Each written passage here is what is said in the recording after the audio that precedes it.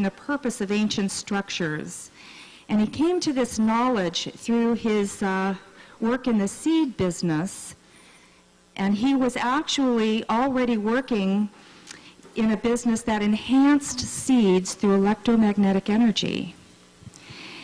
And he would be visiting sacred sites, and he realized that perhaps there's some potential also in the sacred sites with some type of energy that would have an effect on seeds. And they actually did some testing and got some instruments, and they found that that was so. So I find it very beautiful and fascinating that even in a tiny little seed, we can have a window into the wisdom of the ancient past. And so now John will tell us a little more about that. Thanks, Heidi. Thank you. Yeah, I'm going to be a little off the beaten path, I suspect, today. I doubt you've heard of what I'm going to be talking about today. But I'm going to be talking about one of the functions of megaliths around the world. And what I began to find as I got initially interested, as Heidi just described, was checking the chronology, checking the location, and working with geological maps, taking instruments to these sites. I found that pretty much all over the world where I could get to, these megalithic builders chose overwhelmingly to site their creations on top of certain types of geological structures which are known to dramatically enhance the natural electromagnetic fluctuations that take place everywhere on the Earth every day as just part of the changing geomagnetic field. But then they further designed these megaliths in ways that would further concentrate those energies and built them out of materials that would help accomplish that. And that may have been for many purposes, but I'm going to present a circumstantial evidence case today, I guess, that one of those purposes was improving food production. And if you look at the chronology of these places, most of them were built at a time when farming had been going on long enough that there had been soil exhaustion had become a dominant problem, because these were places built in days before either fertilizer or crop rotation had been discovered. And let me just ask you this. Essentially, if you were an Indian farmer in the United States, which is what I'm going to concentrate on today, the United States, and you planted 40 seeds per row in your corn plot, and this is what you harvested at the end of the season from your 40 seeds. But your neighbor next door, in his 40 seed rows, he harvested all of this from the same number of seeds of the same type of corn. And you had seen him paddle off in his canoe with a whole bunch of seed early that spring and come back a few days later, and whammo, he suddenly got seed that grows like nothing you've ever seen. What would you do next spring? My reaction is I'd tail my neighbor until I found out where he was going with my seed, get done to it what he had done to it, and come back. So we're going to be exploring that particular effect predominantly in North America. My book deals with sites all over the world, but I wanted to talk about, in particular, the U.S. today, because I think a lot of us have the idea that to visit megalithic sites, you've got to get on a plane, you've got to go to another country. But the reality is that 2/3 of the American people live within a few hours' drive of one of these type sites. And in fact, our book indexes many of those sites that are still open to the public today.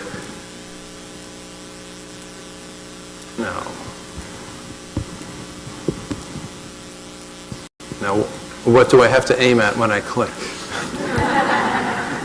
Straight up. What?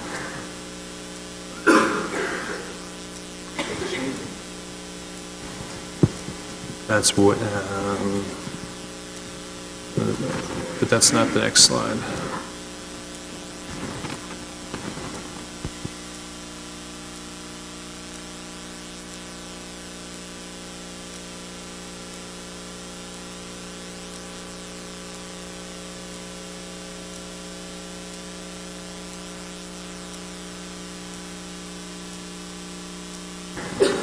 while we're getting the technical stuff worked out, let me talk a little bit then about what I'm going to concentrate on is two classes of megaliths in the United States. Number one, Native American mounds, which were built in the thousands all the way up the Mississippi Valley and into the Ohio valleys and under tributaries. And in addition to that, these stone chambers or rock chambers, as they're called here, throughout the northeastern United States. Great. This is a map done in the 1850s of identified Indian mounds at that time. The vast majority of these have been plowed over by farmers so they could farm the ground. But there are still hundreds of them left in the United States, and I was able to visit numerous dozens of them. And this is the northeastern U.S. into New England. This is where you tend to get these stone chambers. So that's what I'm going to be concentrating on, and also with a short dip into the Mayan pyramids at Tikal, because the forces I'll be talking about really come together very nicely there. Also, the same kind of stone chambers that were built in New York and New England, virtually the same identical type structures were built in the Old World, running from Ireland all the way to India over a period of 6,000 years. And if these were thousands of them over a 6,000 year period, now if these were a cultural artifact, you have to stop and realize that there was no culture that covered that area for 6,000 years. So perhaps some of these were being aimed more at a functional motivation in their building. So let's get at the mechanics of how this works. This is a simplified schematic of the Earth's magnetic field. It acts as if there was a bar magnet inside the Earth with one end at the North Pole, one end at the South Pole, and you have the magnetic field lines emanating out. Except in the real world, in space, it doesn't work that way, because we've got the solar wind, the highly electrically charged solar wind, interacting with the Earth's magnetic field lines. So the sun, which would be over here somewhere, as the solar wind hits, it compresses these field lines here. It squeezes them down. And when that happens, it shortens the field lines. It makes them stronger. And at night, the opposite happens. Hold on. At night, the interaction of the solar wind on the dark side of our planet stretches out the field lines into a very big, long, elongated pear or a teardrop shape. And that weakens the field lines. So I used three basic types of scientific instruments at these locations that I surveyed with my partner and co-author. And one of them was a flux gate magnetometer, which measures the change in these field lines at any spot on the Earth where you want to stand. The second one was an electrostatic voltmeter, which measures the electric charge that's present in the air at the site. And the third one, finally, was specialized geological electrodes, which you simply stick in the ground, connect with about 100 feet of wire, put a voltmeter in between, and you can record the electric current that's flowing through. Because what happens, literally, everywhere on the Earth, every day, is that as our spot on the Earth rotates from the light side into the dark side as night falls, the magnetic field lines weaken. And you can measure this in your own backyard with one of these instruments. It's everywhere. That it weakens further, and then in the hours approaching dawn, it starts to rotate back to this position, and these elongated field lines come snapping back like rubber bands that you've let go. And there's a sudden surge in the strength of the geomagnetic field at your spot at that time. Now this does something vital. It creates electric current in the ground and in anything present that will conduct electric current. It's the physics principle involved is called induction. And it's actually how all the electricity that we use is generated in our power plants. The energy in the power plants is mostly just to turn a giant magnet past a whole mess of copper wiring. And the changing magnetic field as it goes past the copper wiring generates the electric current that gives us our lights and heats our homes, etc. So there's nothing mysterious or esoteric about this. This is straight physics of nature, if you will. So I'm talking to you about how the ancients managed to pick out certain sites which magnified these energies, particularly these dawn surges, if you will. And how did they do it without magnetometers, etc.? Well, the simple answer is they could feel it. Almost everybody here can feel these changes if they're strong enough. Some people are much more sensitive. And again, these kind of special geological structures that I'm talking about will magnify the effects several-fold. So if you're sitting in a spot like that, not only is the ground carrying electric current, your brain conducts electricity very well, and that's carrying these fluctuating currents as well. And it has some very unusual effects.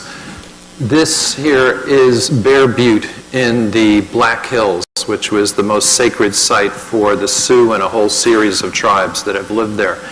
And it's still an active religious site used at night for vision quests today by 3,000 to 4,000 Native Americans a year. Whites are only allowed in the park by day. By night, it's an active religious site. And the reason why is it's a perfect place for these kind of fluctuations. Geologically, this is a dirt-covered version of Devil's Tower, Wyoming. It's a volcanic plug with lots of metallic minerals in it, therefore, including lots of magnetic ore, magnetite, which is iron with a magnetic aspect to it. And for at least 150 years, the Native Americans there have been bringing people, hold on, did that again, have been bringing people to the top and sitting them down for just even one night as being sufficient for some very powerful visions. And this included Crazy Horse, who would have his visions here on the top of Bear Butte and come down to this meadow in the morning where his people would gather and he would preach his visions to his people.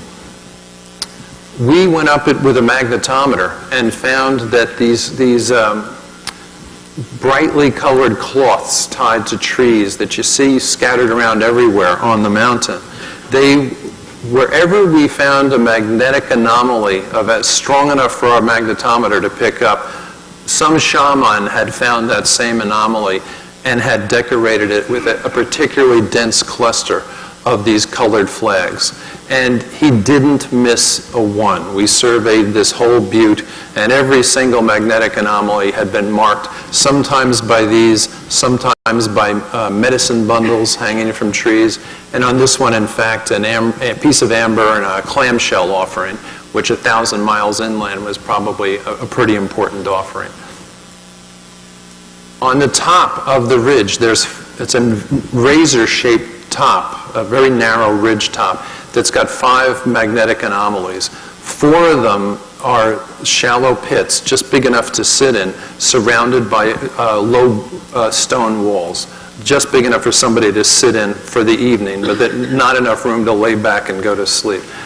The 5th anomaly was the most powerful one by far, and that's this one here.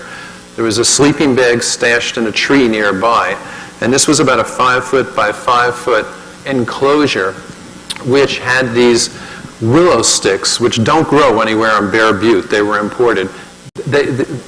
Before they were blown down by the wind, when this was being used, the willow sticks were upright in these piles of rocks with these particular flags on them. And we frankly didn't know what the hell we had found when we stumbled into this, but we had a strong sense that it was important. So we photographed it, we took copious notes, and a few days later, a Crazy Horse monument in a Sioux bookstore got lucky enough to stumble into a 1960s era description of a guy on the Pine Ridge Reservation who'd gone to his own shaman asking for help in kicking alcoholism. And he'd taken him up here and put him into an enclosure exactly like this, every detail, right down to the last detail. And the visions this man describes having in the hours approaching dawn, which is when these natural electromagnetic fluctuations are at their strongest, were truly mind-blowing type of visions. He never drank again. It worked. And essentially, this exact same set of flags with the same colorings facing the same cardinal points was invented by Crazy Horse's spiritual mentor, who was a childhood friend of his and a shaman. So it's a 150-year unbroken tradition on the Sioux Reservation. And if you recall, in all their battles with the white man, the one place they insisted on keeping was the Black Hills. Now, the kind of special geology I keep talking about is commonly called a conductivity discontinuity, and that may sound very exotic, but it's pretty simple. Some ground conducts electric current better than others, either because it's high in water or high in metals or something. Where one bit of ground that conducts electricity well meets another piece of ground that conducts it less well, that border is what they call a conductivity discontinuity, because the current flowing through the ground from these daily magnetic fluctuations of the Earth's magnetic field, they hit a barrier here, so to speak, and the nature of what happens there will increase the strength of these fluctuations by several hundred%. And the magnetic anomaly means a spot where there's more magnetic iron ore there, which is a very good conductor of electricity. So it's creating, if you will, a minor one of these. Now I'm going to start talking about the mounds now, because essentially, I think we've just addressed the question of how could these guys 5,000 years ago have picked out these spots? And this is one answer as to how. This is England, and it's just because it's a pretty mound to help demonstrate what we're talking about here. This is Silbury Hill, the largest man-made mound in Europe. And when you build a mound, you do two other things. I'll get it down. You concentrate all the charge in the earth. And by the way, this is also built on a conductivity discontinuity, as is Avebury Henge, a half mile away from it. You concentrate all the charge spread out in the ground into a much smaller space at the top. And it's usually negatively charged current. What it also forces is the natural atmospheric field potential lines, the electric lines of field potential, it's called, in our atmosphere, which are predominantly positively charged. They have to come, they end up pinching down to meet the sides. So when you build a mound or you build a pyramid, you're forcing a concentration of the positive charges in the atmosphere and a concentration of the predominantly negative charges in the ground. And up at the top of those, sometimes in those hours before dawn, with these instruments, you can record some very dramatic changes. Now, the reason I picked this particular photo is to show you, if you can just make it out, they actually dug a ditch, a henge ditch, around the base of Silbury Hill. And that means that effectively they were separating the hill from the rest of the ground, except for certain areas where they would leave the ground undisturbed. It acts as a bridge. They're called causeways, and this would be called a causewayed enclosure. And what that does is it channels the ground current as it's flowing, just the way a breakwater channels water in an artificial harbor when the tide is running. The tide coming in hits that breakwater, the water runs along it, sinking the path of least resistance, and at the mouth of the harbor, which is the gap between the artificial rock breakwaters, when the tide is running, that's where you get these tremendous currents as a result, because you've got it all concentrated in this small area. And we took measurements at Silbury Hill for a week with all three of these instruments, and we charted exactly all these effects there.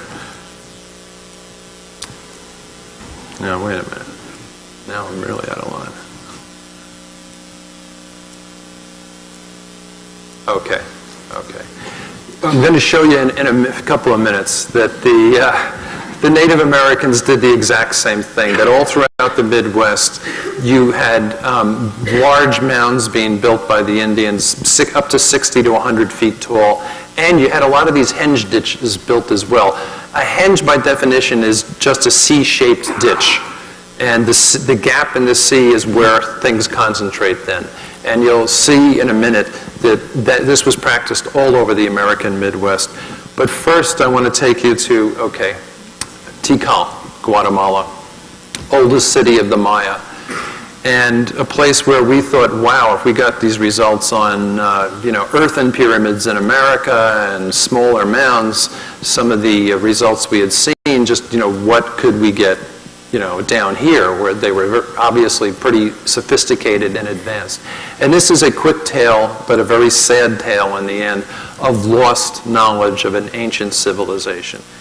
Because we did the first thing that most visitors to Tikal do. We went to the King and Queen's Pyramids, which are, World Heritage Sites. They were the rebel base in Star Wars. You might remember them from there. And we figured, wow, this is where we'll really get some action. Now, by comparison, there were other less spectacular pyramids that we ignored at first. But this is the chamber at the top of the King's Pyramid. We set up shop each morning at about 3:30 in the morning. We were taking flash pictures too, because we've noticed that at a lot of these megalithic sites, flash pictures will reveal an abnormal amount of what some people call balls of light or orbs that we believe are simply balls of electrically charged air. And they reflect, they're so weak, they're the same as ball lightning, only they're so much weaker they don't glow, but they will reflect the light of a flash. You see one tiny little one right up here, but that's about all. We set up our instruments, put some seed out here to expose it to these energies, and sat there for the next 7 hours being incredibly disappointed because, electrically speaking, this pyramid was as dead as a doornail. There was nothing happening here. And believe me, there's nothing tougher than sitting for 7 hours staring at a meter that doesn't change. As we found out later when we got back to the States, there was no effect on the seed, no improvement on the seed either. And so we scratched our heads and did what we should have done on first arrival, which was read the guidebook. I now highly recommend that. Now, what we learned from that, written by Michael Coe, the eminent Mayanist, was that this was one of the King and Queen's pyramids were the last pyramids built there, circa 700 AD. So I started reasoning that, well, what about the first pyramids built here? The first arrivals would have their pick of ground, and if there was electrical, energetic ground here, they could build their pyramid on it. This, by the way, was a look down the steps of the King's Pyramid with a flash during that endless night, and again, showing almost no balls of light. So what we found out was this very humble-looking pyramid, which is called El Mundo Perdido, or the Lost World Pyramid, because it sits on a separate mini plateau behind and beyond the Grand Plaza. This one is alive, and this was the first structure ever built in Tikal, the first major city of the Maya. It's actually a cultural bridge to the Olmec, therefore. And the whole little plateau that this sits on is incredibly electrically alive. We surveyed this several mornings, and on one of them I got readings higher than I've gotten during thunderstorms in New York, to give you an idea of what we're talking about.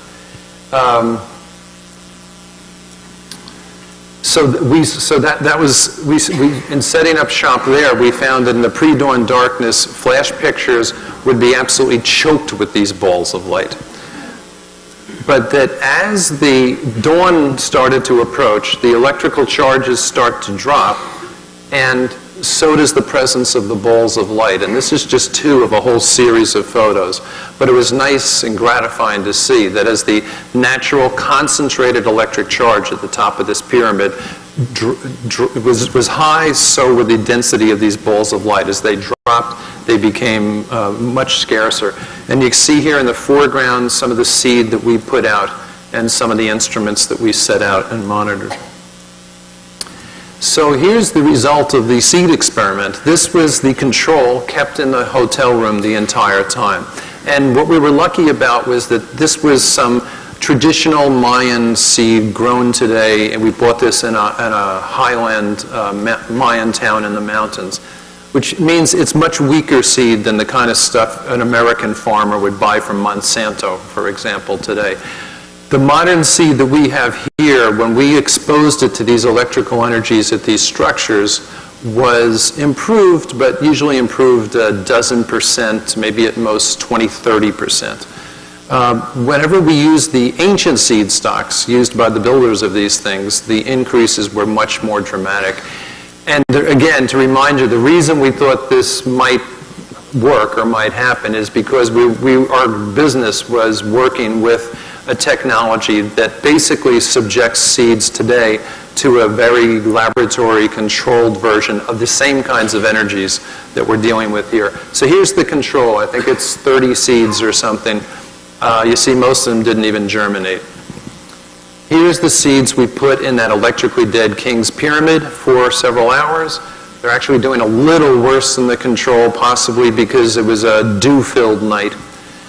And then the next slide is the first set that we put on top of that flat-topped Lost World Pyramid, which was built in 500 BC and used until 1000 or 800, I guess, AD. So it had 1,300 years of continuous use and was enlarged 6 times. So clearly they appreciated it.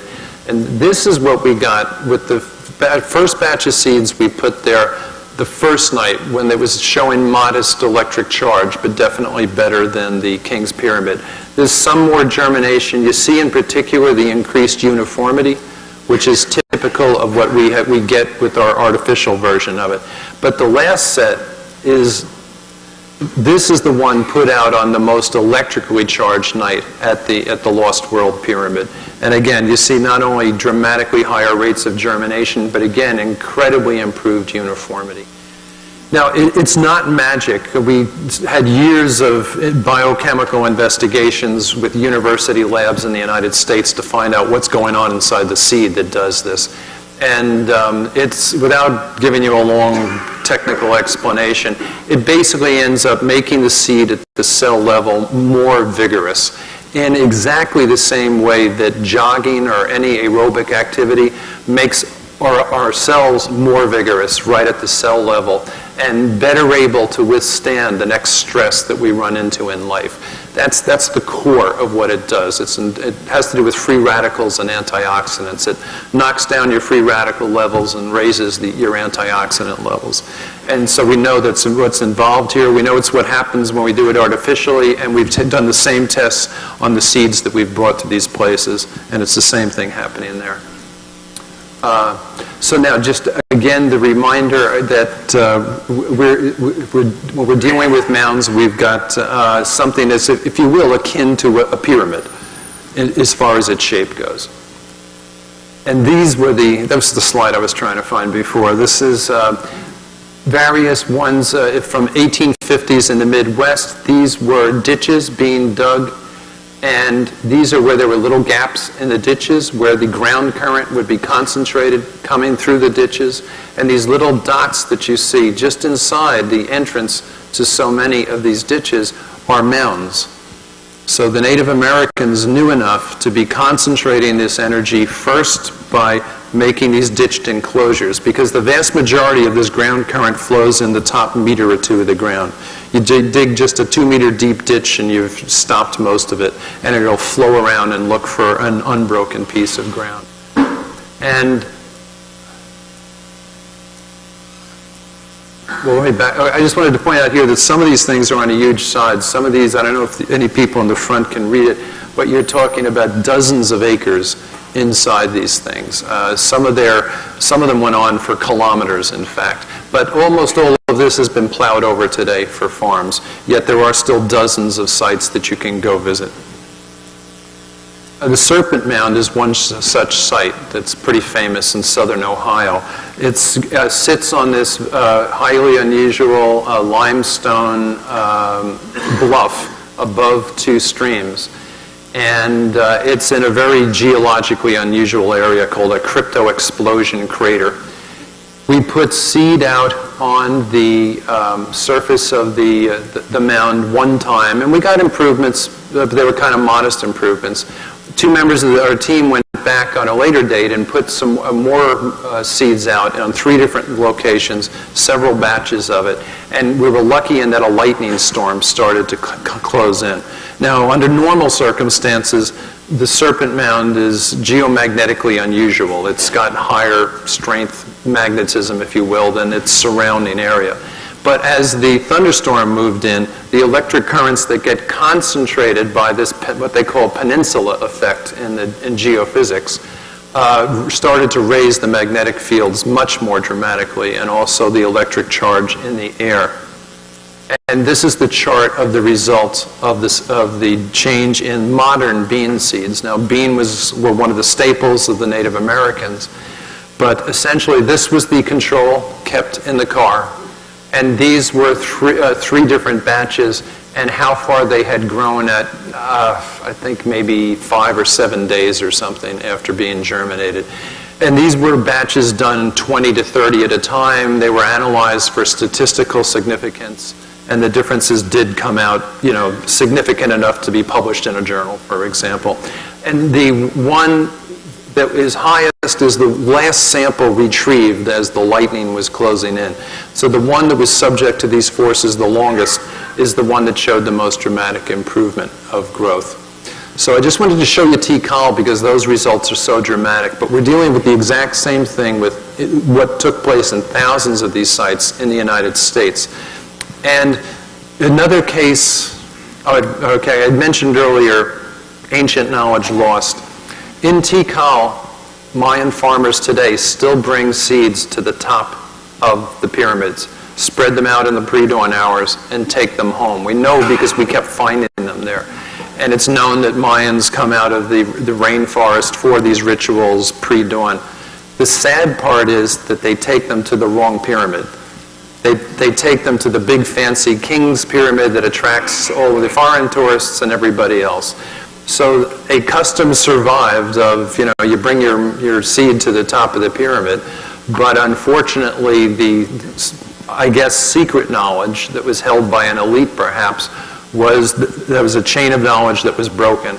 And nobody knows that all they've got to be doing is walk in a few hundred more yards and go into that much humbler looking Lost World Pyramid, and they could be getting dramatic results.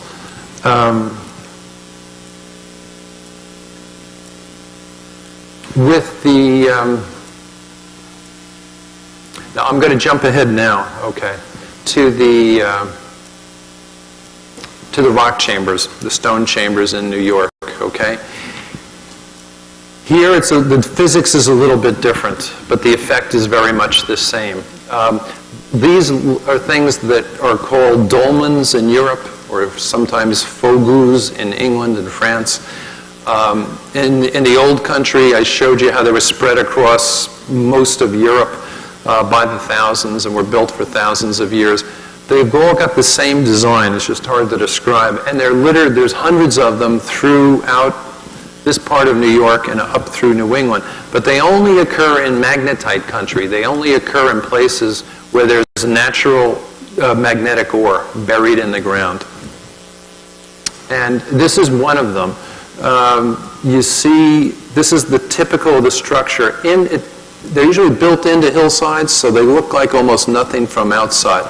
But when you get in, the closest way to describe it is it looks like an igloo with a truncated dome at the top, and then the biggest flat stones they could find stretched across as the ceiling stones. Those stones are very disproportionately also the most magnetic stones that they could find.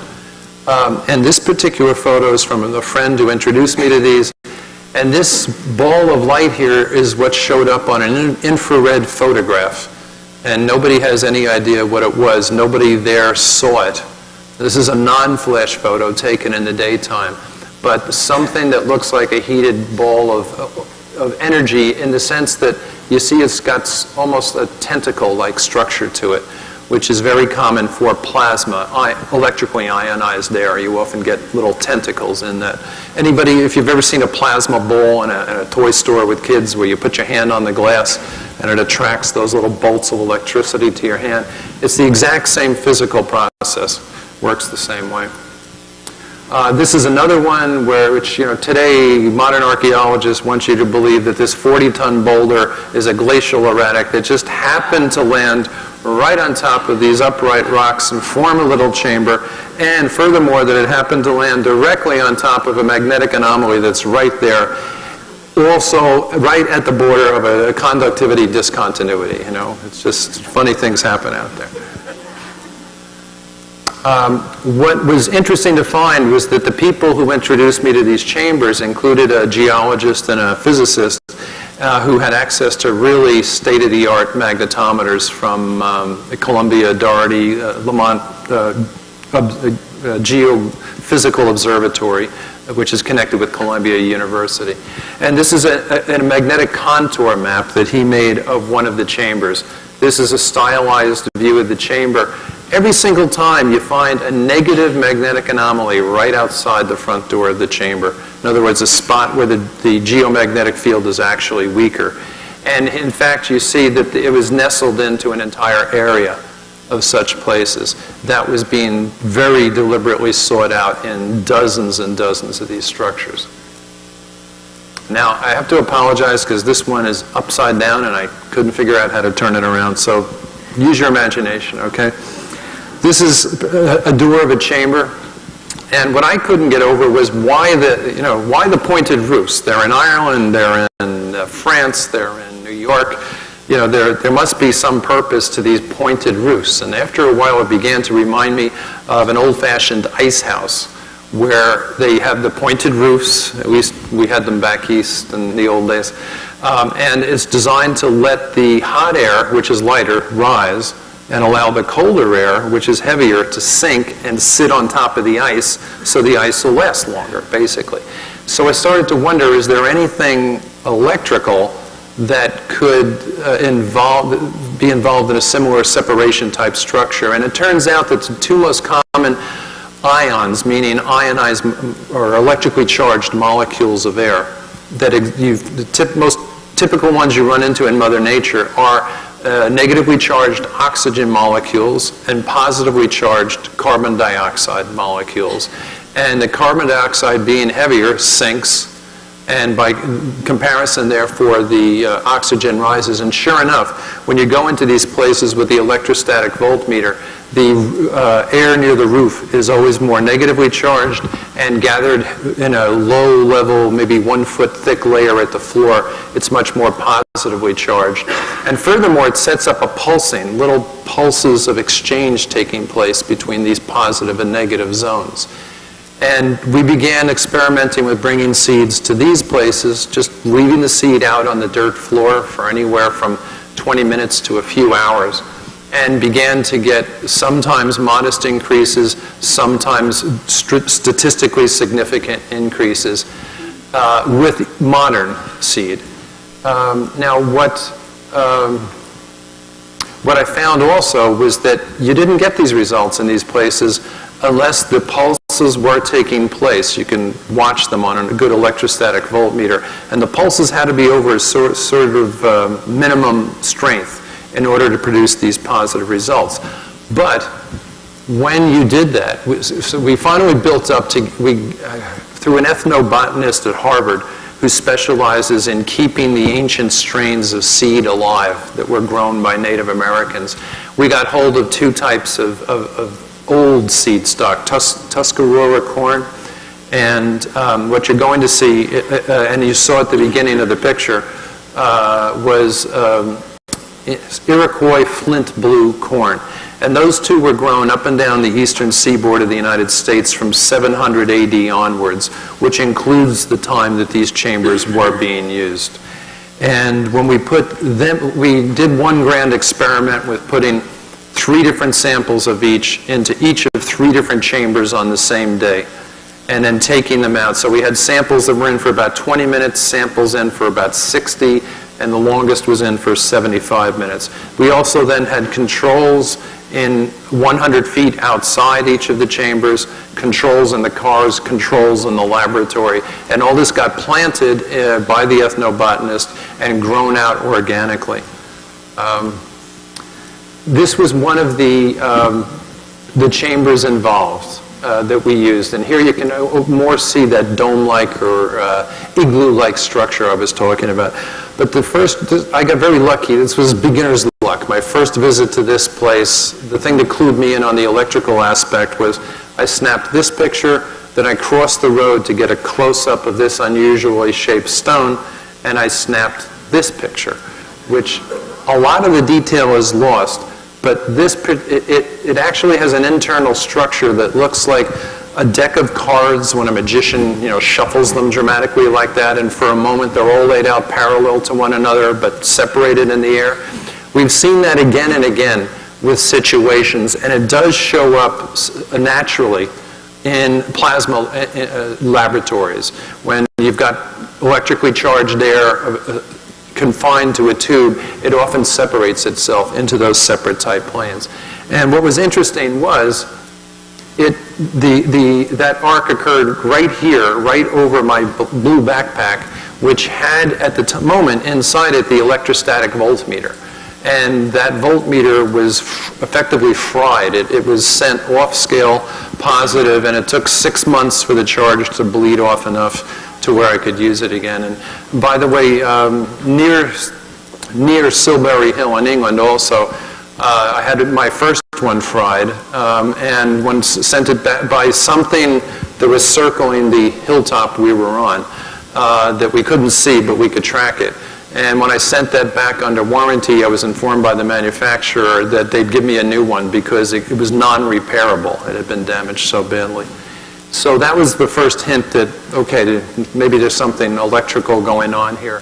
The main question is, why do people go to such trouble to build those things, not only there, but all over the world? And one analogy I like to think about is, what are the biggest, most intensive and expensive structures that we ourselves build today? It has to be hydroelectric dams. You think of the Great Gorges Dam today, the Aswan Dam, the Hoover Dam in this country. They dwarf anything else we build, and we invest huge amounts of resources, effort, time, money, etc. into building these enormous structures. Why? Because we know we're going to get a very physical payoff from it. We're going to get electricity, which is the lifeblood of any industrial civilization. And what I'm proposing here is that one function, but by no means the only function, of these megaliths was, and the reason people in those ancient times were willing to invest such staggering amounts of their own resources, was that they also knew that they could be getting back from it some real physical reward in the form of increased fertility, which is the lifeblood of any agricultural civilization. And that's exactly what we're dealing with there. You know, today if we have a famine in the breadbasket Midwest, no problem, we import more food. We exchange money for food, we buy it. These are civilizations that couldn't do that. Things were barter, things were local, and it was all about subsistence farming. So what I'd like to those say is, well, I think there's a case clearly to be made here for the fact that that was a major purpose, perhaps, in building many of these structures. It was certainly not the only purpose. As you've seen, these same forces were known to affect the psyche and had been used for vision quests by even pre-agricultural civilizations. But I think if you take this in context with everything else you're hearing here this weekend, you're hearing right now one more blind man describing his own piece of the elephant, if you will. Okay. So I'm going to leave you with that. I just wanted to just remind you again, you could plant this, and you could plant and get this, or you could plant and get this. The people who did it on the biggest scale were in Cahokia, Illinois, which was the biggest metropolis in the history of the United States until about 1800 or so. 30,000 Native Americans in one place, which was more than most of the European capitals at its time. And they are the builders of the biggest mounds in the Americas. Monk's Mound the one in the distance there, is 100 feet tall, and it's football fields long. In volume, it's something on the order of about a third the volume of the Great Pyramid at Giza. And these were built by Native Americans lugging baskets of dirt one at a time up there and dumping them, up there and dumping them, to make these mounds. Now, with all the mounds that I surveyed in the U.S., with the exception of a couple, everyone was built right on top of a magnetic anomaly. This entire structure here, one of the curious things archaeologists wonder about it is most of the pyramids at this site are built in two parallel lines, several hundred yards apart, and nobody has any idea why. They thought it must be functional or ceremonial. It took me 3 days of nearly losing my toes to frostbite to figure out that no, what this is one large conductivity discontinuity. There are zones on either side of it. Over here it's higher geomagnetism, over here lower, and right in here is the transition zone. And both of those lines were transition zones of the same strength. And that's, if you do a contour map of it, as is in my book, you'll see how the major pyramids there lined up directly along that. And somehow they were able to feed 30,000 people in one location at a time when there was no fertilizer and no crop rotation, and you normally exhausted the soil in just a few years. So the one thing I'll leave you with is the fact that, again, lost knowledge. By the time Europeans got to the Americas and they got to these mounds and they asked the Indians living nearby, wow, who built these? The answer was always, we don't know. When we moved into this territory, these things were abandoned, and we don't know any more than you do what they were built for. With one exception, which was the Natchez tribe in Louisiana. And they were still continuing their tradition of using the mounds. And a Jesuit missionary there in 1803 wrote home to his superior to tell him that no farmer here would dream of planting his seed without first carrying it to the top of one of these mounds for certain blessings. And these along with the other mound builders, have something odd economically in common. They imported luxury goods from all over the continent, and there's nothing that anyone can find that they exported to pay for it all. It's the mysterious trade deficit of the Hopewell and Mississippian cultures. And I propose that the missing difference could have been seed. Today, you can, in Africa and Zimbabwe, you can get a shaman there to bless your seed in return for 10% of the seed.